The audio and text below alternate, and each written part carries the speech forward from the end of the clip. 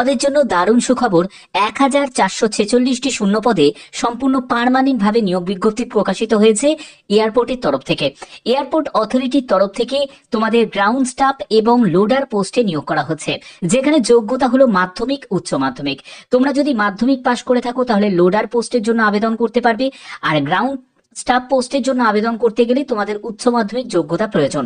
এই ভিডিওর মাধ্যমে তোমাদের কিভাবে ফর্ম ফিল আপ করতে হবে, কি কি ক্রাইটেরিয়া ফুলফিল করতে হবে, সম্পূর্ণ ডিটেলস ইনফরমেশন প্রোভাইড করব।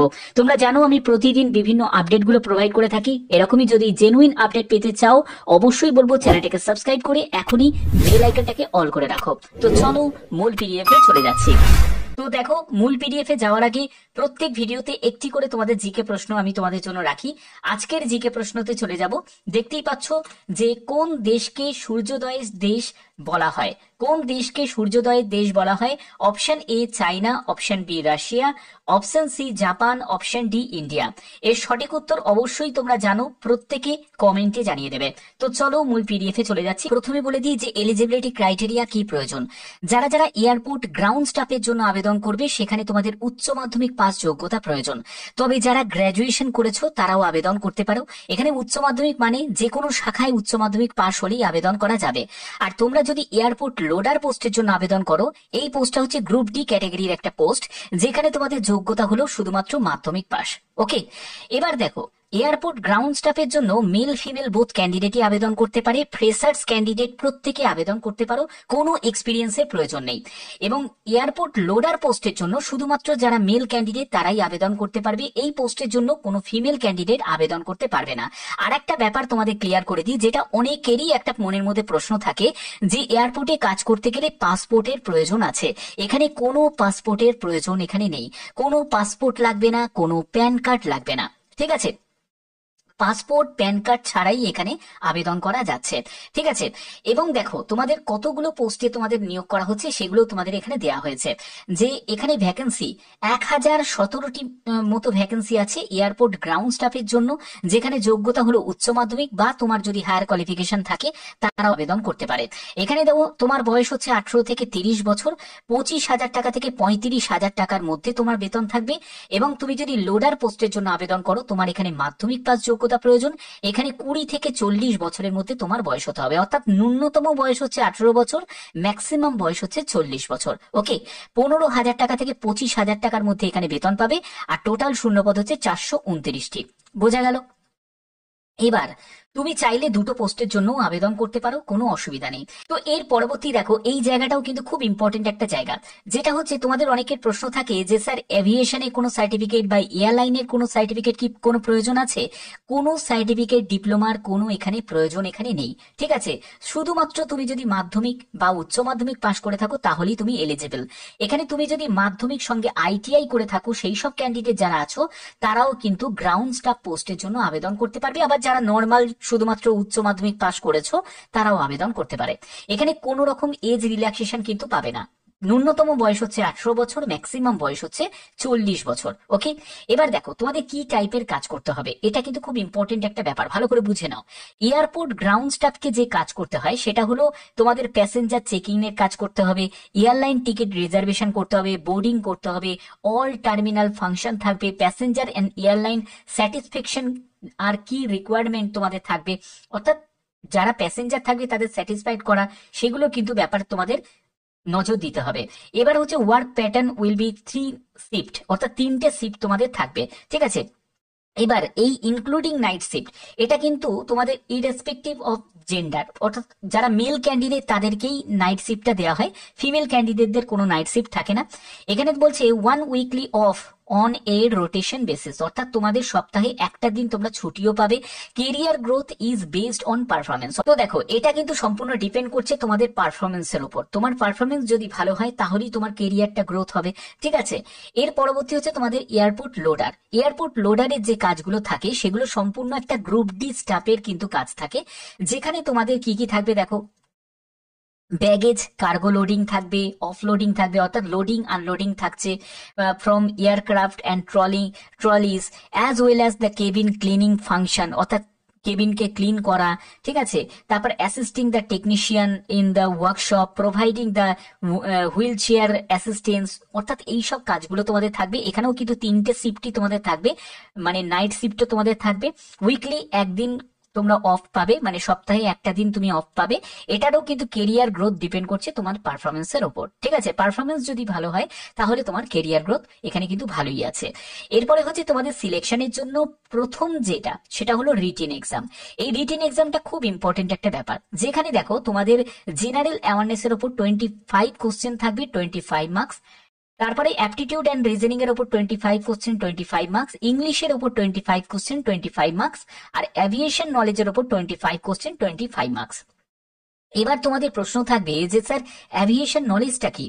এর জন্য আমি বলবো তোমরা অবশ্যই গুগলে সার্চ করবে। এটা গুগলে তোমরা এর ডিটেলসটা পেয়ে যাবে। এছাড়া তোমরা যখন অফিসিয়াল ওয়েবসাইটে যাবে, সেই অফিসিয়াল ওয়েবসাইটে তোমরা অ্যাবাউট আজেও কিন্তু এর ডিটেলসটা তোমরা পেয়ে যাবে। অ্যাভিয়েশন নলেজটা কি, অ্যাভিয়েশন সম্পর্কে সম্পূর্ণ একটা ডিটেলস তোমাদের চলে আসবে। বাদ বাকি তোমাদের সিলেবাসটা আমি দেখাচ্ছি। সিলেবাসে যে যে স্পেসিফিক গুলো তোমাদের দেয়া আছে সেগুলোই তোমরা সার্চ করবে এবং সেখান থেকেই তোমরা নোট ডাউন করবে। এখান থেকেই তোমাদের প্রশ্ন থাকবে, ঠিক আছে। 90 মিনিট তোমাদের সময় থাকবে, 100টা মতো প্রশ্ন থাকছে, প্রত্যেকটি তোমাদের পার্টে তোমাদের 25 মার্কস করে থাকছে। ওকে, এর পরবর্তী হচ্ছে তোমাদের কোশ্চেনের ল্যাঙ্গুয়েজ। দেখো কোশ্চেনের ল্যাঙ্গুয়েজ হচ্ছে ইংলিশ, হিন্দি দুটোই কিন্তু তোমাদের থাকবে। আর একটা কথা তোমাদের বলে রাখি, এখানে কোনো রকম নেগেটিভ মার্কিং থাকছে না। এবার দেখো জেনারেল অ্যাওয়ারনেস এর উপর তোমাদের এইসব চ্যাপ্টার থেকে থাকবে, অ্যাপটিটিউড অ্যান্ড রিজনিং এর উপর এইসব চ্যাপ্টার থেকে, জেনারেল ইংলিশের উপর তোমাদের এইসব চ্যাপ্টার থেকে থাকবে, এবং হচ্ছে অ্যাভিয়েশন নলেজের ইন্ডিয়ান অ্যাভিয়েশন এয়ারপোর্ট নেম, অর্থাৎ কোন জায়গায় কি এয়ারপোর্ট আছে সেগুলো তোমাদের চার্টগুলো চেক করতে হবে। এয়ারপোর্ট টার্মিনোলজিস যেগুলো থাকে সেগুলো, এগুলো সবই তোমরা গুগলে সার্চ করবে, পেয়ে যাবে। ওকে, তারপরে airport codes, knowledge of international airport, এইসব ব্যাপারেও তোমাদের নলেজ থাকতে হবে, ঠিক আছে। তো এখানে তোমাদের এগুলো দেওয়া আছে। এবং দেখো তোমাদের 100টা অবজেক্টিভ টাইপের এমসিকিউ তোমাদের প্রশ্ন হবে, প্রতিটি প্রশ্নের মান হচ্ছে 1 করে। আর সব থেকে গুরুত্বপূর্ণ বিষয়, এখানে কোনো রকম নেগেটিভ মার্কিং নেই, ঠিক আছে। এবং কোশ্চেনের যে ল্যাঙ্গুয়েজ সেটা হলো ইংলিশ আর হিন্দি, এই দুটো ল্যাঙ্গুয়েজ তোমাদের কোশ্চেনের ল্যাঙ্গুয়েজ হবে। ওকে, এবং পরবর্তী দেখো তোমাদের আর কি কি বলা হচ্ছে, সেটা হলো আবেদন মূল্য। আবেদন মূল্য 350 টাকা আবেদন মূল্য লাগবে যারা গ্রাউন্ড স্টাফ পোস্টের জন্য আবেদন করবে। আর তুমি যদি লোডার পোস্টের জন্য আবেদন করো, তোমার 250 টাকা মতো আবেদন মূল্য লাগবে। ওকে, তুমি SC ST হও, OBC হও, EWS হও, UR হও, যে কোনো কাজ থেকেই হও না কেন, তোমাদের এই আবেদন মূল্যই দিতে হবে। এখানে কোনো আবেদন মূল্য রিল্যাক্সেশন এখানে দেওয়া হয়নি।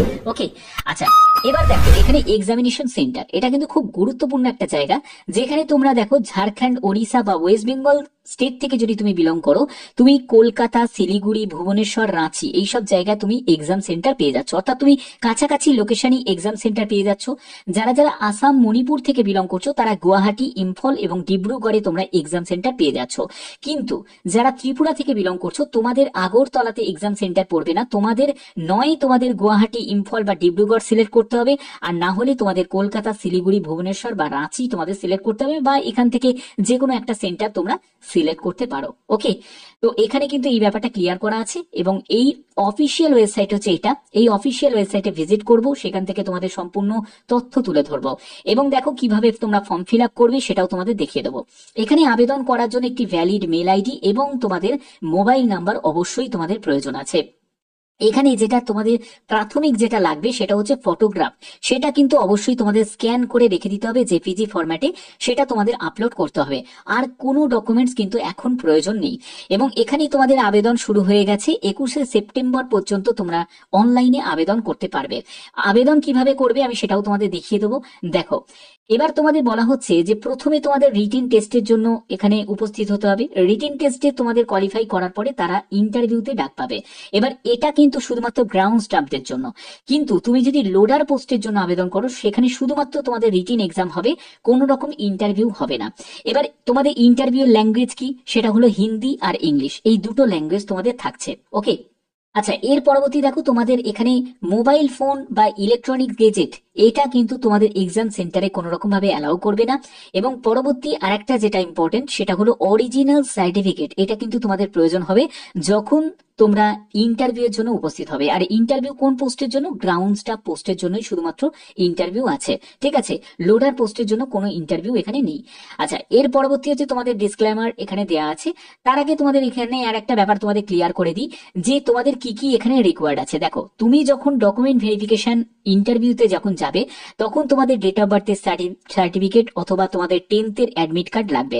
তারপরে তুমি ধরো লোডার পোস্টের জন্য আবেদন করেছো, সেখানে তোমাদের 10th এর সার্টিফিকেট, 10th এর মার্কশিট এগুলো তোমাদের প্রয়োজন। তুমি যদি গ্রাউন্ড স্টাফের জন্য আবেদন করো, জিএস এর জন্য আবেদন করো, তাহলে তোমাদের এখানে উচ্চ মাধ্যমিকের সার্টিফিকেট, উচ্চ মাধ্যমিকের মার্কশিট বা হায়ার কোয়ালিফিকেশন থাকলে তার যে সার্টিফিকেট, মার্কশিট এগুলো তোমাদের লাগবে।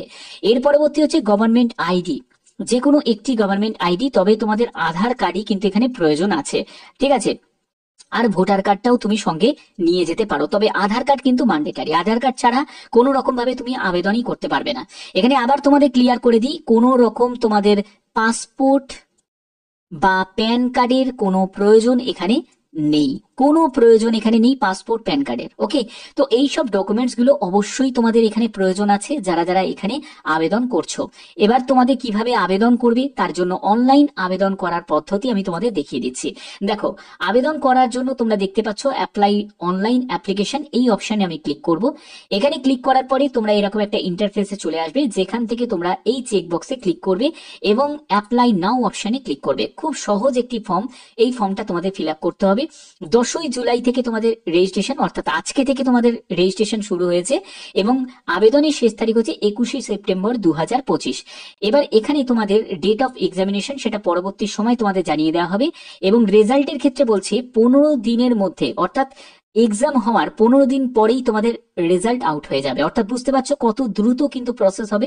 এবং এখানে কিভাবে আবেদন করবে, প্রথমে পার্সোনাল ডিটেলস, যেখানে ফুল নেম, তোমার ফুল নেম, তারপরে তোমার ফাদার নেম, তোমার মাদার নেম এখানে দেবে, তারপরে ডেট অফ বার্থ, তোমার ন্যাশনালিটি অবশ্যই তোমাকে ইন্ডিয়ান সিলেক্ট করে নিতে হবে, তোমার জেন্ডার মেল না ফিমেল সেটা তোমাকে এখানে সিলেক্ট করতে হবে, তোমার ক্যাটাগরি তুমি জেনারেল, এসসি এসটি ওবিসি না আদার্স সেটা তোমাকে এখান থেকে সিলেক্ট করে নিতে হবে, তোমার ম্যারিটাল স্ট্যাটাস তুমি সিঙ্গেল, ম্যারিড না আদার্স সেটা তোমাকে এখানে সিলেক্ট করে নিতে হবে। এরপর হচ্ছে এক্সাম সেন্টারের জায়গা চলে আসছে। এক্সাম সেন্টার তুমি এখান থেকে পছন্দ মতো তোমার এক্সাম সেন্টার সিলেক্ট করতে পারো। যারা যারা ত্রিপুরা থেকে তারাও কিন্তু আবেদন করতে পারো, তোমরা এখান থেকে দেখে নেবে, যে কোনো একটা এক্সাম সেন্টার সিলেক্ট করে নেবে, ঠিক আছে। তো এখান থেকে আমি কলকাতা সিলেক্ট করে নিচ্ছি, তো এখান থেকে আমি কলকাতা সিলেক্ট করে নিচ্ছি, তো কলকাতা আমি এক্সাম সেন্টার সিলেক্ট করে নিলাম। এরপরে হচ্ছে তোমার কন্ট্যাক্ট ডিটেলস, যেখানে দেখো তোমার অ্যাড্রেসের লাইন নাম্বার, লাইন 2 এখানে দেওয়া আছে। কোন সিটি থেকে, আমি ভদ্রেশ্বর সিলেক্ট করে নিলাম। কোন শহর, দেখো এখান থেকে।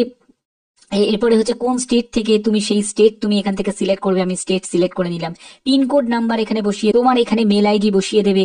তারপরে হচ্ছে কন্ট্যাক্ট নাম্বার, একটা কন্ট্যাক্ট নাম্বার দিতে পারো, দ্বিতীয় নাম্বারটা তুমি চাইলে দিতেও পারো, নাও দিতে পারো। এরপরে হচ্ছে এডুকেশন কোয়ালিফিকেশন, এখান থেকে তুমি যদি লোডার পোস্টের জন্য আবেদন করো তাহলে তুমি মাধ্যমিক সিলেক্ট করবে, আর তুমি যদি এখানে যদি লোডার এবং তুমি যদি গ্রাউন্ড স্টাফ দুটোর জন্যই আবেদন করো তাহলে তুমি উচ্চ মাধ্যমিক সিলেক্ট করে নেবে। তো আমি এখান থেকে উচ্চ মাধ্যমিক সিলেক্ট করে নিলাম।